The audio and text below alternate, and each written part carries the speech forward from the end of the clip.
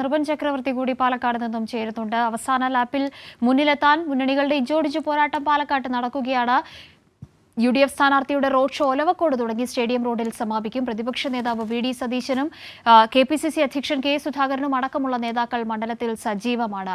നിർബൻ, ഈ ഒരു ഘട്ടത്തിൽ നമ്മൾ ഈ വാർത്ത പറയുന്ന ഈ ഒരു സമയത്ത് പോലും കോൺഗ്രസിൽ നിന്ന് ജില്ലയിലെ പ്രമുഖ നേതാക്കളിൽ ഒരാൾ CPIM-ലേക്ക് ചേർന്ന ഒരു സമയം കൂടിയാണ്.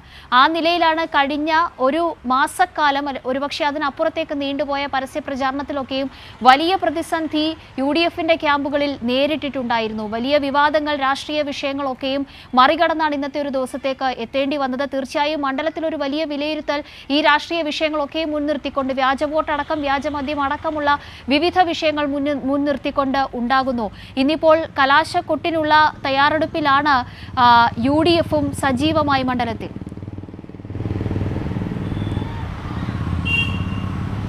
തീർച്ചയായും കാവ്യ, കലാശക്കൊട്ടിന് വേണ്ടിയുള്ള തയ്യാറെടുപ്പിലാണ് എല്ലാ മുന്നണികളും. UDF തുടക്കം മുതൽ തന്നെ നേരത്തെ കാവ്യ സൂചിപ്പിച്ചതുപോലെ ആഭ്യന്തര പ്രശ്നങ്ങൾ അവരെ അലട്ടിയിരുന്നു. ഇന്നും തന്നെ UDF-ൽ നിന്ന് കോൺഗ്രസ് എന്നൊരു പ്രധാനപ്പെട്ട നേതാവ് പുറത്തേക്ക് പോകുന്നു.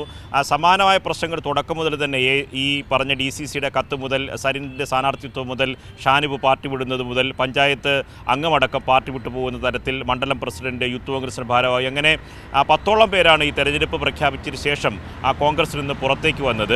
അങ്ങനെ ആഭ്യന്തര പ്രശ്നങ്ങൾ കോൺഗ്രസിനെ ഇപ്പോഴും അലട്ടുന്നുണ്ട്. ഈ അലട്ടുന്ന ആഭ്യന്തര പ്രശ്നങ്ങൾക്കിടയിലും പ്രതിപക്ഷ നേതാവ് VD സതീശൻ പറയുന്നത് അദ്ദേഹം തെരഞ്ഞെടുപ്പ് പ്രവർത്തനങ്ങൾ കഴിഞ്ഞ ഉപതെരഞ്ഞെടുപ്പിലെല്ലാം ചുക്കാൻ പിടിച്ചതിൻ്റെ നേതൃത്വം ഇതിവിടെയും കഴിഞ്ഞ 50 വർഷത്തിനിടയിൽ ഏറ്റവും ശക്തമായ തെരഞ്ഞെടുപ്പ് പോരാട്ടം UDF വളരെ ചിട്ടയായി തെരഞ്ഞെടുപ്പ് പ്രവർത്തനം നടത്തിയ ഒരു മണ്ഡലമാണ് പാലക്കാടാണ്. അതുകൊണ്ട് തന്നെ പാലക്കാടാണ് എന്നതാണ് അദ്ദേഹം പറയുന്നത്. അതുകൊണ്ട് തന്നെ ഈ തെരഞ്ഞെടുപ്പിൽ വലിയ വിജയം UDF-ന് ഉണ്ടാകുമെന്ന് അല്പം മുമ്പ് അദ്ദേഹം വാർത്താ സമ്മേളനത്തിൽ അദ്ദേഹം പറയുകയും ചെയ്തു. പക്ഷേ ആഭ്യന്തര പ്രശ്നങ്ങൾ ഒരു പ്രധാനപ്പെട്ട കാര്യങ്ങൾ തന്നെയാണ്. അത് തെരഞ്ഞെടുപ്പിൽ ഏതർത്ഥത്തിൽ ബാധിക്കും എന്ന കാര്യം കാത്തിരുന്ന് കാണേണ്ടതാണ്.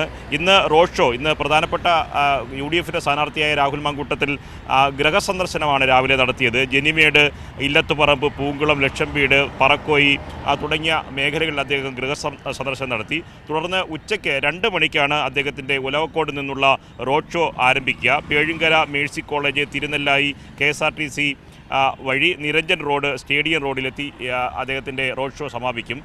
വിവിധ ജില്ലകളിൽ നിന്ന് തെരഞ്ഞെടുപ്പിൻ്റെ പ്രവർത്തനത്തിൽ ചുക്കാൻ പിടിച്ചിരുന്ന കോൺഗ്രസ് പ്രവർത്തകരൊക്കെ തന്നെ ഇപ്പോൾ മണ്ഡലം കമ്മിറ്റി ഓഫീസിൽ പൂർണ്ണമായി എത്തിച്ചേർന്നിട്ടുണ്ട്.